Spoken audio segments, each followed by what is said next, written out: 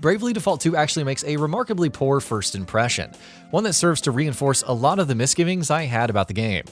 The storytelling feels juvenile, low stakes, rushed, and tropey. The mechanics feel restrictive and overly tutorialized, and the graphics can take a while to get used to. However, it actually doesn't take long for the game to begin sinking its hooks into you, and to start opening up in ways that belie the opening hours. The good news is that in under an hour, Bravely Default 2 is already getting into the swing of things, and it starts doing things that impress, paradoxically in all the same ways that its opening bits may have suggested disappointment. Before we begin, please consider subscribing and enable all notifications by clicking the bell icon.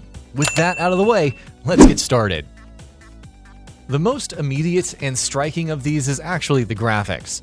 While the visuals in the overworld throw the divisive graphical style into sharp relief, the moment you enter a town or even a dungeon, the game shines. Hand-drawn backdrops give towns and cities a gorgeous and distinct look. And very honestly, with no exaggeration, if the entire game looked as good as it does in Cities, it would rank as among the best-looking JRPGs ever. As it stands, just how good it looks in Cities manages to make the contrast with the overworld and cutscene segments even more unfortunate. But simultaneously, it also helps you slowly acclimate to the game's visual palette. This gradual easing into the game's world is also reflected in other aspects. For example, where the game's story and storytelling can come off as low stakes and juvenile at first, it settles into a fairly epic scope, if on well-trodden ground involving crystals and an impeding apocalypse, pretty quickly, and outlines the parameters of the journey that you will be taking throughout the game's world with distinct clarity, while also introducing a boisterous cast for you to get attached to, with some generally good voice acting. Though NPC voice acting ranges from middling to bad, at least in English. Bravely Default 2's story never ends up being as self-important as most modern Square Enix games, and it retains a remarkable clarity of vision and simplicity of purpose, which makes it refreshing. Bravely Default 2 isn't interested in impressing you with its story, it's interested in pulling you into its world. And that again helps it resemble those games of a bygone era it is emulating in more good ways than one. Shortly after the initial hours, the game's mechanics open up, allowing for a range of player expression that modern JRPGs seldom manage. Bravely Default 2, which retains the battle system from the previous games in the series, includes an immense amount of mechanical complexity, both in combat and out-of-battle character and party composition meta builds. Battles themselves will be familiar to anyone who's played either of the two previously Bravely games. How many actions per turn you can perform is governed by how many Brave points you have. You get 1 Brave point per turn. You can bank Brave points up to 3 to be able to perform multiple actions on a later turn, at the cost of doing nothing but defending on your current turn.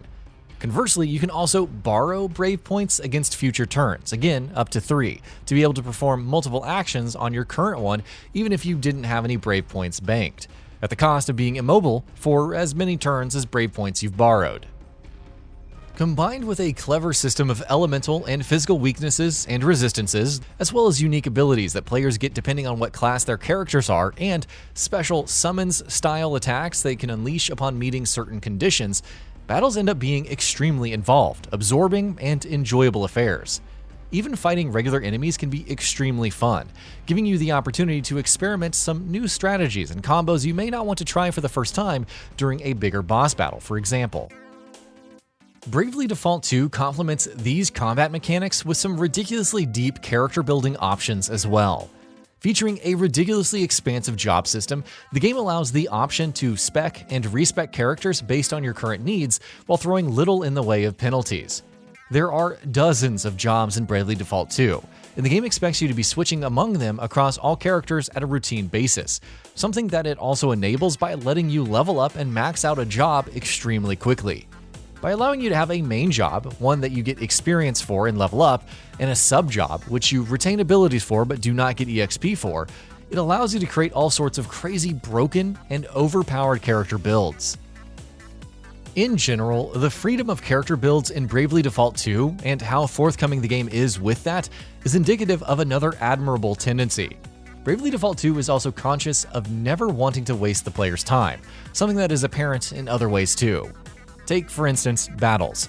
While the options to control the rate of encounter frequency from its predecessors are gone, so are random encounters entirely. Enemies now show up on the overworld, and you know when you're engaging with them. Choosing to sneak up on them and attack them in the overworld gives you the initiative in battle and starts you out with 1 BP each, while being ambushed by an enemy does the exact opposite. In case you're adamant about not wanting to battle at all, the game includes items that repel encounters, with items that attract encounters also available. Or consider the game's extremely generous difficulty options, which you can switch at any time to your liking. There are some quality of life ways, however, that Bravely Default 2 represents a step back from its predecessors. Take for instance, side quests. These themselves can be of varying quality, but their content aside, tracking them can be a big pain. There appears to be no central log that keeps track of side quests you have taken upon, and though the Travelog map can track them for you, it maxes out at tracking only 3 active ones at a time, while also not including a list of side quests you have completed. Why there is no consolidated quest tracker, which is a fairly basic ask in an RPG, I don't know, but here we are. Bravely Default 2 also lacks an option to save multiple party composition loadouts, something that Bravely Second allowed, which is a damn shame, because again, the game encourages and expects experimentation with player builds. And while the menus are fairly straightforward and pleasant to use, having some frequently used loadouts saved and instantly accessible would be much preferable to finagling with individual jobs, passives, gear, and weapons per character every single time you want to make a change.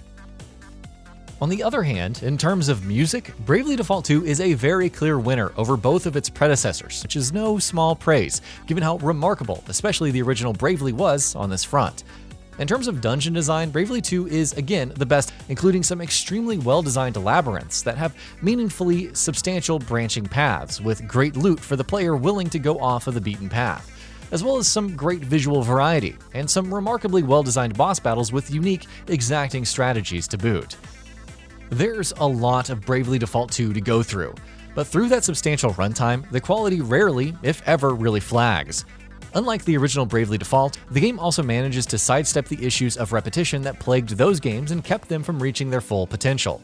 Bravely 2 delivers an extremely consistent and comfortable JRPG experience, of the type that we simply don't get too much of anymore. If you're a fan of JRPGs, then Bravely Default 2, warts and all, will be right up your alley.